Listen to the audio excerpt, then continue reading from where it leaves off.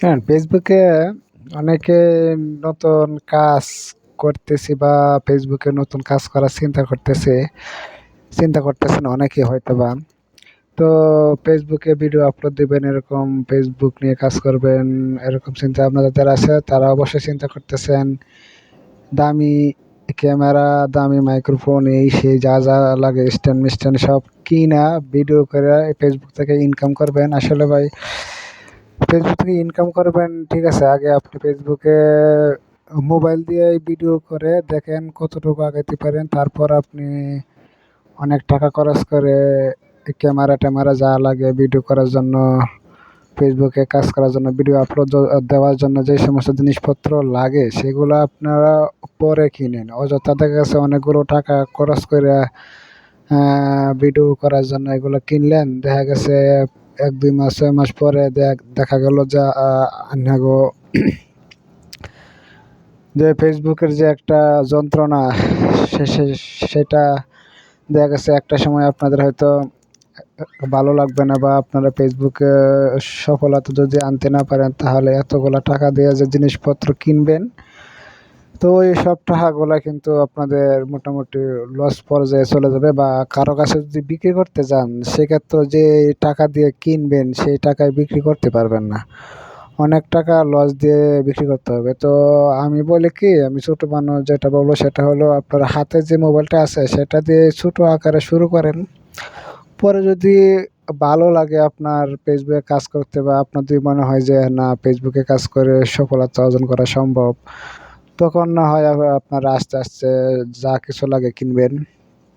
এই হলো আমার একটা তো আমি যে ফেসবুকে ভিডিও বানাই, আমার দেখা গেছে আহ, ভালোই একটা পায়, সাড়া পায়, কিন্তু কয়েকদিন পর যে কোনো একটা ভিডিও আপলোড দেওয়ার জন্য যে ভিডিওটা, কিছু কিছু ভিডিও আছে যে ফেসবুকে ইউটিউবে আপলোড দিলে ঝামেলা হয়, রিস্ক কমে যায়, অন্যান্য যা কিছু আছে। তো এরকম সমস্যা হয়, যেমন বর্তমানে আমার ফেসবুকের সমস্ত কিছু লাল হয়ে গেছে, কিছুদিন আগে সবগুলাই গ্রিন ছিল।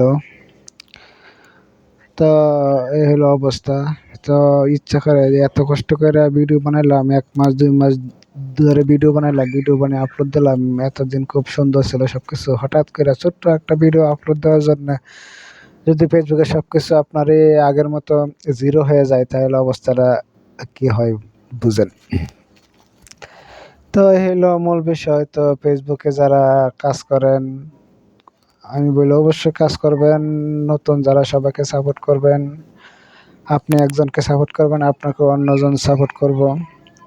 আসলে ফেসবুক জিনিসটা এরকম, আহ, এটা হলো সবাই সবার পাশে থাকতে হবে।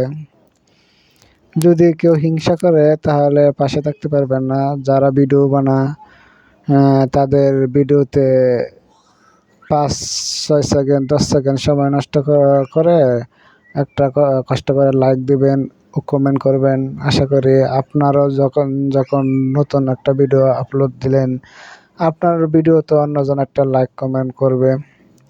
আপনার ভিডিওগুলা যখন আপলোড দেন, যখন আপনার ভিডিওতে মানুষ লাইক কমেন্ট করে, আপনার তখন যেমন আনন্দ লাগে, খুশি লাগে মনে, তেমন অন্যজনের ভিডিও দেখেও যদি আপনি একটা লাইক কমেন্ট করেন তারও কিন্তু সেম এমন একটা আনন্দ লাগে।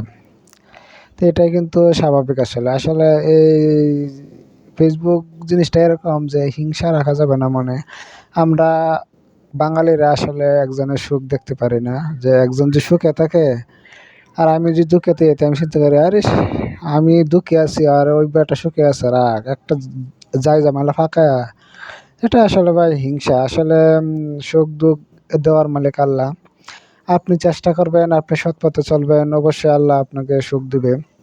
আর আপনি যদি অন্যের সুখ দেখে হিংসা করেন বা তার সুখ নষ্ট করার চেষ্টা করেন, আসলেও আপনি অন্যজনের সুখ নষ্ট করতে পারবেন না, কারণ সুখ দেওয়া নেওয়ার মালিক একমাত্র আল্লাহ। আল্লাহ যদি কাউকে সুখ শান্তি দেয় তাহলে আপনি সেটা নষ্ট করতে পারবেন না কোনোভাবে। কাজে আপনি এই হিংসামি করে কোনো লাভ হবে না, বরং আপনারই ক্ষতি হবে। তা আমি মনে করি হিংসা না করে সবাইকে সাপোর্ট করবেন, সবাই ভালো থাকবেন, সুস্থ থাকবেন। আপনার ছোট্ট খোকামণি যাদের ছোট্ট বাচ্চা আছে তাদের প্রতি খেয়াল রাখবেন অবশ্যই। ভালো থাকবেন। আল্লাহ হাফেজ।